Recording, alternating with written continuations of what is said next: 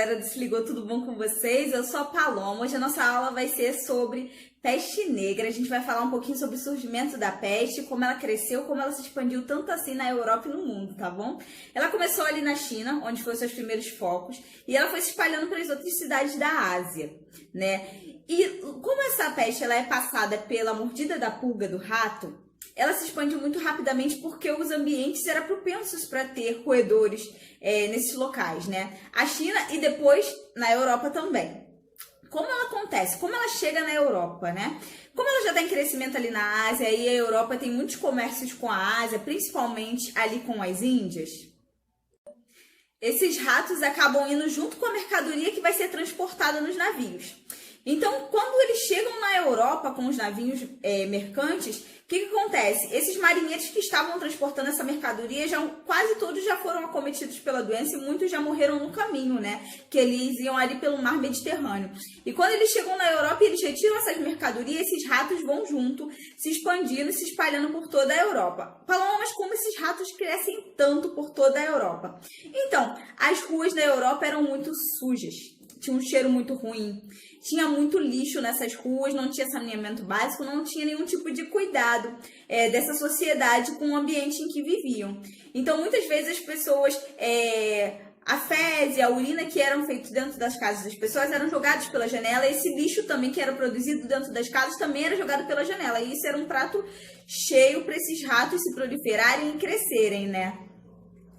E quais eram os sintomas dessa doença, né? O que fazia dela uma doença tão letal? Então, o primeiro sintoma, ou o mais conhecido, por isso peste bubônica muitas vezes, eram os bulbos, que eram bolhas que iam aparecendo no corpo desses indivíduos. E essas bolhas ficavam pretas muitas vezes e faziam feridas em suas pontas, saía pus e sangue também dessas feridas muitas vezes. Outros sintomas que também eram muito comuns na peste negra era a febre, calafrios, dores no corpo, dor de cabeça, né? Tosse com sangue, entre muitos outros sintomas. Isso fazia com que o indivíduo ficasse muito mal, muito rapidamente, né? Essa pessoa ela começava a definhar muito rapidamente em vida ainda.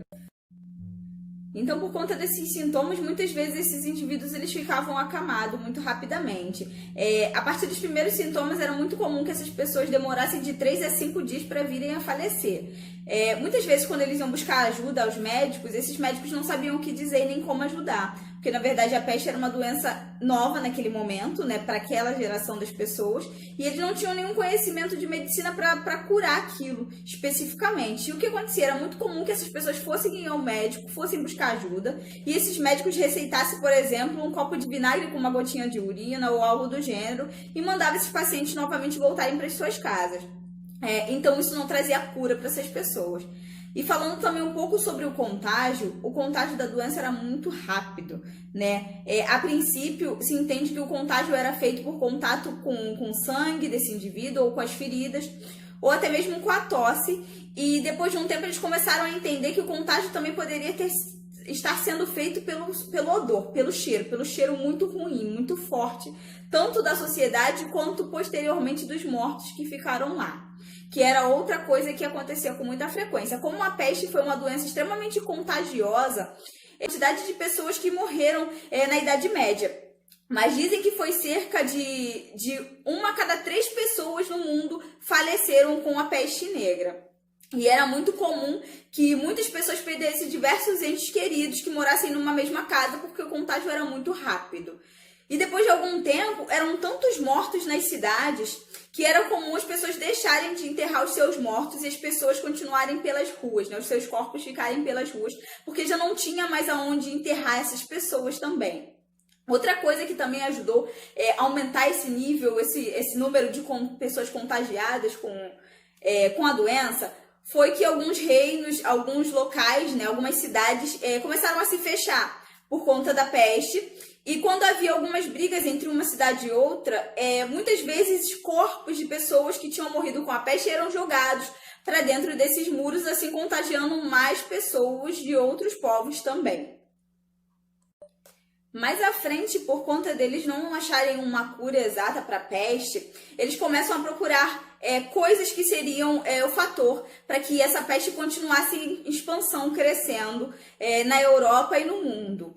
E uma das coisas que eles acharam para culpar na época foram os judeus. Eles entendiam que os judeus tinham amaldiçoado de alguma forma e aquilo ali seria um castigo para aquela população. Então eles começaram a matar diversos judeus na época por conta disso. E outra coisa que também aconteceu foram grupos de pessoas que se chamavam-se flagelantes, pessoas que iam por cidades se flagelando, se autoflagelando para pagar os seus pecados, porque eles entendiam que era por conta do pecado da população, por conta do pecado do ser humano, que Deus estava mandando aquela praga, estava deixando que aquela doença acometesse eles também. Uma das partes interessantes, porém tristes dessa doença, é que ela também acometia animais, inclusive animais grandes, como boi, vaca, porco, ovelhas. Animais que eram para essas pessoas se alimentarem, e as ovelhas também, que davam a lã para que essas pessoas fizessem suas roupas.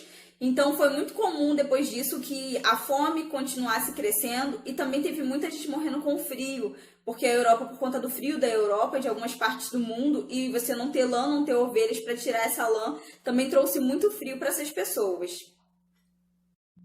Então, o maior pico da peste aconteceu ali no século XIV, né? Em cerca de 1343 e foi até 1353. Durou cerca de 10 anos e matou muita gente, né? Cerca de 70 a 200 milhões de pessoas na época, né? E como era a Idade Média, a igreja ela comandava muitas coisas ainda, a ciência ainda não estava tão evoluída. Então, não houve uma cura para a peste.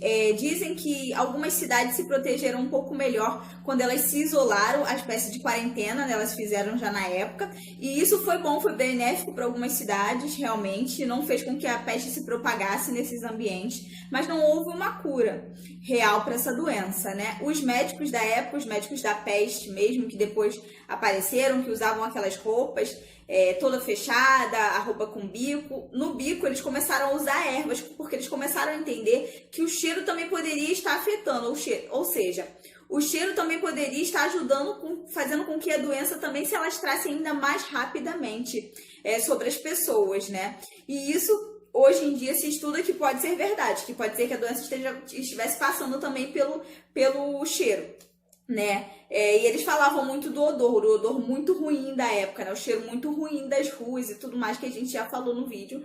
Então é isso, galera.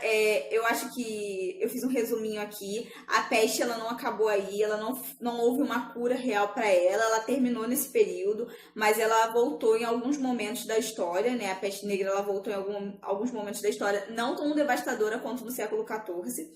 Mas é isso. Foi um prazer. Se liga aí.